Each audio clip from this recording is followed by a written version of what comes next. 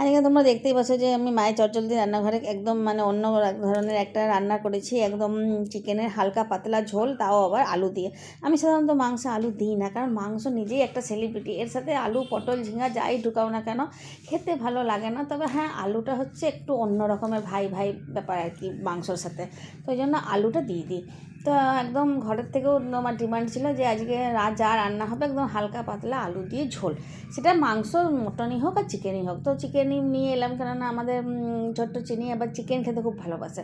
তো ওই জন্য প্রথমেই বিনা ঝালের আর খুব সামান্য তেল মশলা দিয়ে ওর জন্য রান্নাটা করে নিয়েছিলাম। তো প্রথমেই আমি ওই পেঁয়াজ ভেজে নিয়েছিলাম, আদা রসুন বাটা দিয়ে দিয়েছিলাম, তার সাথে জিরে গুঁড়ি ধনে গুঁড়ি পরিমাণ মতো নুন, আর আলুগুলো দেখছি আমি কাঁচা দিয়ে দিয়েছি, কোনো রকম ভেজে টেজে মশলার সাথে মিশাই না। তার সাথে মাংসটাও দিয়ে দিলাম, দিয়ে তোমার 2-3 বার 4 বার ওই ধরো 10-15 মিনিট এমনি করে ভালো করে নেড়ে জল ঢেলে ফুটতে দিয়ে দিলাম।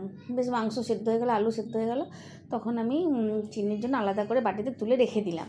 আর আমাদের জন্য একটু গরম মশলা আর শুকনো লঙ্কা বেটে নিয়েছিলাম, যতই হোক একটু ঝাল না হলে খেতে ভালো লাগে না।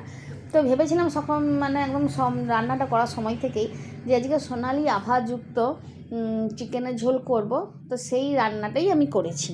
কোথাও একটা লালচে ভাব অতিরিক্ত লঙ্কা গুঁড়ি দিয়ে পরে আমি আনিনি। আর একটু টমেটো দিয়েছিলাম যাতে স্বাদটা ভালো হয়। আর আজকে পুরোপুরি মাংসটা নোনতাই রেখেছি, কেননা আমি যখনই রান্না করি তোমরা দেখেছো আমি নুন চিনি দিয়ে বেশ ভালো করে, মানে আমার কাছে রান্না মানে নুন চিনির স্বাদের মানে বেশ ভালো সমান সমান স্বাদ হবে, মিষ্টি আর নুন। আমি একদম গড়গড়াশি মশলা দিয়ে লাল রং করে এরকমভাবে রান্না করি না, আমার কাছে ওই নুন চিনিটাই মেন থাকে। তো মেন আর কি রান্নার খেলোয়াড় আর কি। তো এই হলো আমার রান্না, সোনালি আভাযুক্ত মাংস রান্না তো হয়ে গেল। 2 পিস চিকেন 1 পিস আলু নিয়ে খেতে বসেও গেছি, দেখতেই পাচ্ছ। আর যথেষ্ট রান্নাটা ভালো হয়েছিল, বড় তৃপ্তি করে আজকে ভাত খেলাম অনেক দিন পর। কাল ভাবছি একটু সবজি টবজি নিয়ে এসে রান্না বান্না করবো।